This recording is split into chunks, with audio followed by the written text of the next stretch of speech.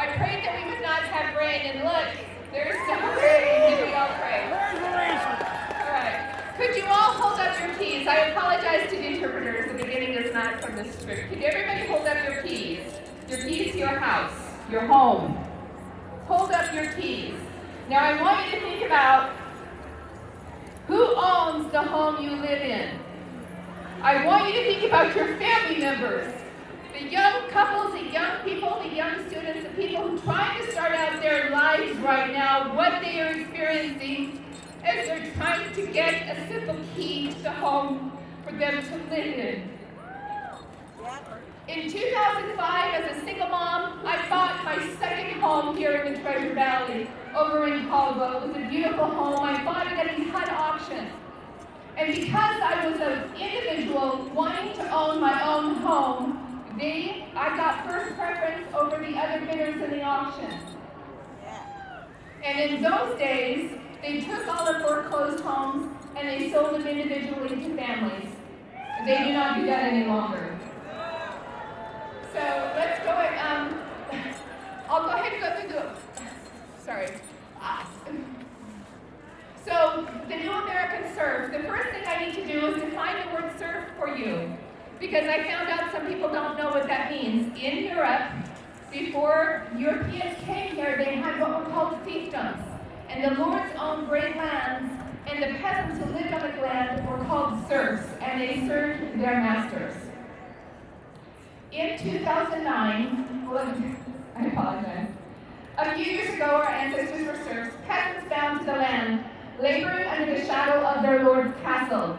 They worked, they paid, they survived, but they never owned the land, and they answered to their masters. Today, we tell ourselves we are free, yet we are being relorded with modern fiefdoms of international landlords. Only this time, it is falsely branded as free market by rigged markets. In the early 2000s, banks offered low-income families what looked like a ticket to the American dream. Mortgages with support of mortgages with interest rates twice much higher than the higher income families. They were paying $3,000 to $5,000 more per month through interest rate discrimination, setting up the lower income families for economic failure. When those families began to default, the financial elite declared that the lower income Americans were unworthy of home ownership. The banks were paid by the federal government to foreclose through federally guaranteed loans, ensuring the rich taxpayers would end up paying for those foreclosures.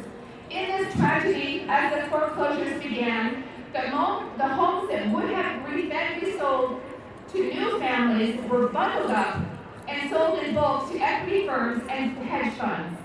Homes that once held the promise of stability became commodities, converted into international rental properties at higher rates than the original home. A new fiefdom was born. Families lost ownership, while corporations gained vast estates of single-family homes. Instead of wealth building, we got wealth extraction. Instead of neighborhoods with economically stable families, we became tenants, paying tribute to absentee landlords as corporations prey on our American dream. Once evicted, these families, many of them downsized to mobile homes and trailer parks, and those too are being swept up by the same international equity firms jacking up the rents. Lot rents spiked, and families who thought they had secured financial stability and future found themselves bound tighter than ever. Unlike a renter, a mobile home owner can't just simply leave. Moving costs thousands of dollars more than the home is worth, and the families must pay whatever the landlords demand, expanding their serfdom to the last drop of serf blood. As the families lose their homes or downsize, the story continues as the people put their belongings in storage units. Those same corporate empires now own the storage facilities, where they jack up the price for people to hold on to the last of their possessions.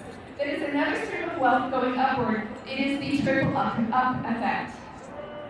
This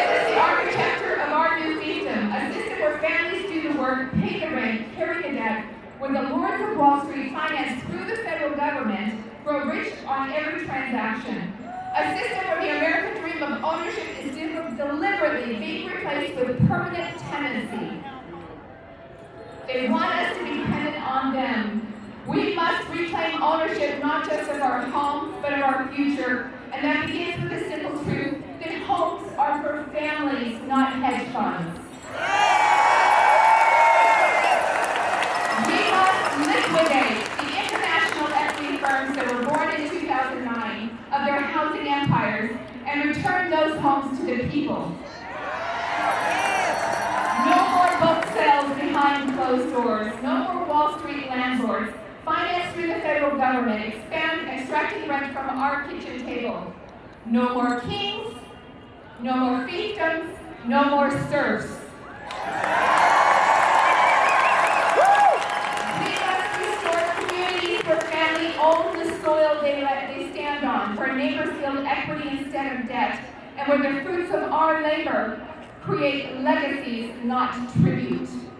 The new fiefdom is here, but together we can tear down its walls and stand as free stewards of our land, our homes, growing our own food on our land and our future once more.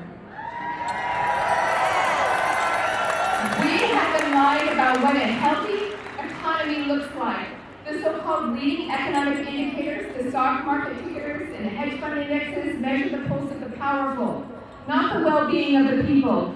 An economy isn't strong because Wall Street is thrilled. It is strong when the American household can stand on its own feet. The true indicators are the table kitchen ones, a full pantry, a paid-off home, children growing in safety, and families that no longer depend on debt to survive. That is the economy worth leading, one built on self-reliance, not speculation. I'm very grateful that they have welcomed me here today, and I'm going to tell you a little secret that only my closest friends know. If you know my name, Natalie Fleming, you know that I ran in 2002. But what you don't know is in 2002, by the time of the election, I was sleeping in my car, and I had COVID at the rest stop. And now Trump says that he wants to jail people who are homeless.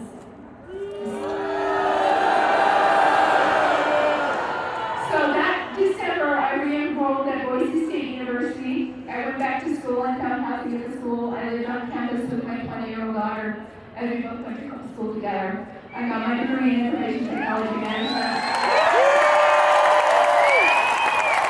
supply chain management, and cybersecurity. But my point is I had to have a place to live to accomplish that. Housing first. We need to put people in homes.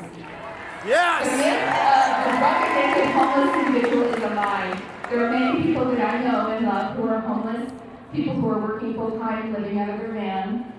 And I want you to know that I love each and every one of you, and that we all need to fight to restore true economic stability in America. Thank you.